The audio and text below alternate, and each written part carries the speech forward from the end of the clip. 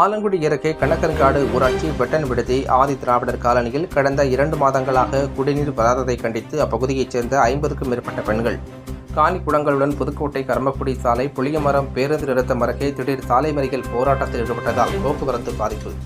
புதுக்கோட்டை மாவட்டம் ஆலங்குடி அருகே வெட்டன் விடுதி கணக்கன்காடு ஊராட்சி வெட்டன் விடுதி ஆதி திராவிடர் காலனியில் 100க்கும் மேற்பட்ட பொதுமக்கள் வசித்து வருகின்றனர்.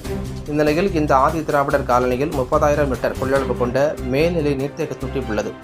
இந்த மேல்நிலை நீர்த்தேக்க தொட்டியிலிருந்து ஆதி திராவிடர் காலனியில் வசிக்கும் 3க்கும் மேற்பட்ட குடும்பத்தினருக்கு குடிநீர் விநியோகம் செய்யப்பட்டு வந்த நிலையில் கடந்த 1 வருட காலமாகவே குடிநீர் போதிய அளவு கிடைக்கப்பெறாமல் அவதியுற்றி வருவதாகவும், தற்போது வெயில் காலம் என்பதால் கடந்த 2 மாதங்களாக கடும் குடிநீர் பற்றாக்குறை ஏற்பட்டு வருவதாகவும், 60,000 லிட்டர் கொள்ளளவு கொண்ட மேல்நிலை நீர்த்தேக்க தொட்டி அமைத்து தரக்கோரி சம்பந்தப்பட்ட ஊராட்சி நிர்வாகத்திடம் பலமுறை கோரிக்கை வைத்தும் எந்த ஒரு நடவடிக்கையும் எடுக்கப்படவில்லை.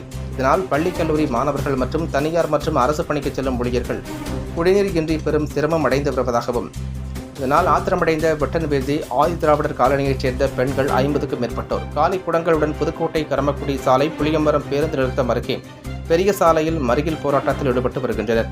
இதனால் சுமார் 1 மணி நேரத்திற்கு மேலாக போக்குவரத்து பாதிப்பு ஏற்பட்டுள்ளது. இதுகுறித்து தகவல் அறிந்த மலையூர் போலீசார் சாலை மறியல் போராட்டத்தில் ஈடுபட்டவர்களிடம் பேச்சுவார்த்தை நடத்தி வருகின்றனர்.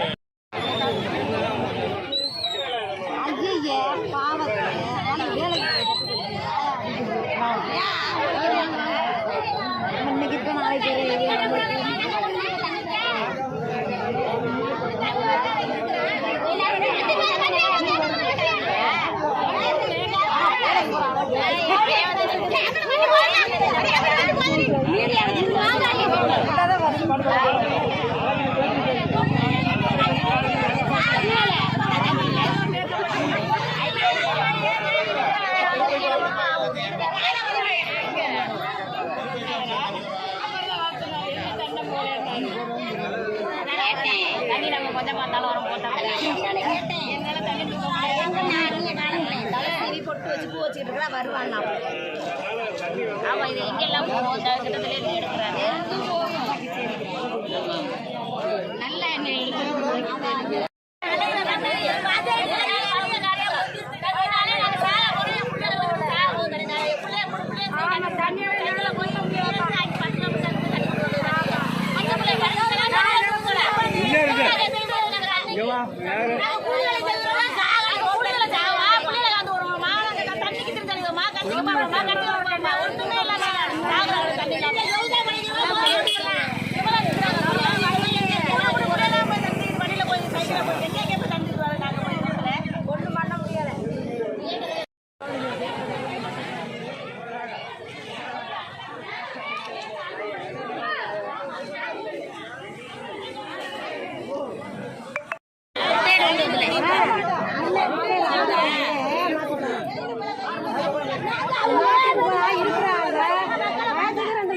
தண்ணி கரெக்டாக விடணும். என்ன ஸ்டெப் அதை எடுக்கணும் கரெக்டாக.